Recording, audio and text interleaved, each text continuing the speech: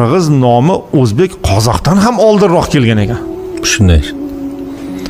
Endi bu faqat o'zbek qozoqdan emas, ko'plab o'sha boya aytib o'tgan 32 ta turkiy xalqning bir 5-6 tasi juda qadimdan beri saqlanib kelayotgan bo'lsa, o'shalardan biri qirg'iz. Hattoki eng qadimgi turkiy so'zlardan bittasini ayt desa, 5 ta so'z ayt desangiz, bittasi albatta qirg'iz degan so'z bo'ladi.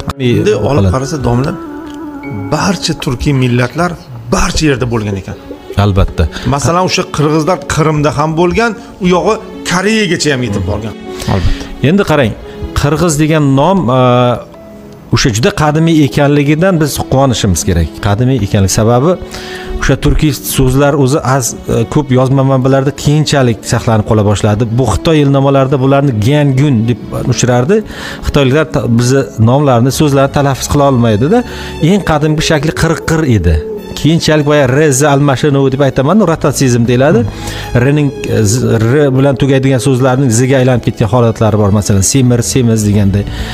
O'sha masalan Semirkent deganni Qoshqari ham, Beruniy ham Samarqand deb nima qiladi? Semiz shahar, Bo'liq shahar, katta, yirik shahar degan ma'noda.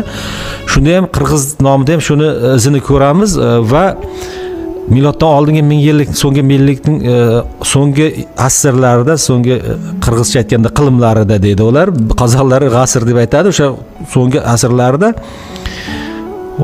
5 ta turkiy elat yashar edi. Ya'ni bular urug'larni o'z ichiga olgan elat joylashuviga qarab birorta siyosiy uyushma bo'lgan. Bular dinlin deyiladi. Kelibsiz, demak biz bugun navbatdagi qardoshlarimiz. Bizning qardoshlarimiz ko'p, juda ham ko'p. To'g'ri, endi ali juda katta turkiy bir millat bo'lgan, keyin u sekin-sekin bo'linib, hozir juda ham ko'p turkiy millatlar bor. O'zbeklar, qozoqlar, turklar, Ozarbayjon, qirg'iz, qoraqalpoq, turkman, u sanasangiz tatarlar doim 30 nechta deysiz? 32 ta. 32 ta. 32 ta katta millat bor. Va barimiz turkiymiz, barimiz qardoshmiz. Shunday qardoshlarimizddan biri qirg'izlar haqida suhbat qilsak, chunki biz qozoq qardoshlarimiz haqida suhbat qildik, juda ham ajoyib, ko'pchilikka ma'qul keldi. Albatta bunday ko'rsatuvlarni ko'paytirish kerak, chunki biz qancha ko'p tariximizni bilsak, ildizimiz birligini bilsak, shunchalik orada bir mehr muhabbat bo'ladi. Chunki xohlaymizmi yo'qmi, biroz kuchsizlanganimiz tufayli 20-asr boshida bizni parchalab tashlashdi. U vaqtda odamlardan millating nimasi qozoq, o'zbek deb o'tirmagan. Barimiz musulmonmiz degan. Kimdir ko'zi qisiqroq, kimdir qipchoqcha so'zlaydi, kimdir qarluqcha, kimdir o'g'izcha. Mana shunday yuravergan odamlarni parchalab tashlashdi. Endi vaqt keldiki, alhamdulillah, mana 2016-yildan keyin ko'p narsa o'zgardi, buni tan olishimiz kerak. Turkiy davlatlar tashkilotiga biz a'zo bo'ldik. O'zi biz a'zo bo'lgandek u tashkilotga aylandi. Undan avval u kengash edi. Bo'lib ham turkiy tilli davlatlar kengashi edi. Endi umuman turkiy davlatlar tashkilotiga aylandi. Demak, biz qardoshlarimizni yaxshiroq tanishimiz kerak. Bugun qirg'izlar haqida suhbat qilmoqchimiz va ma'lumotlarni izlasam, qirg'iz nomi o'zbek qozoqdan ham oldinroq kelgan ekan. Shunday.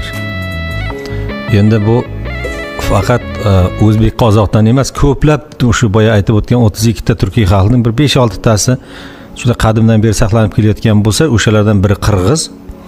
Hattoki eng qadimgi turkiy so'zlardan bittasini ayt desa, 5 ta so'z ayt desangiz, bittasi albatta qirg'iz degan so'z bo'ladi. Qirg'iz degan, ya'ni qirg'iz degan nomning o'zi turkiy. Ham juda qadimiy, yozma manbalarda ilk bor uchraydigan so'zlardan biri.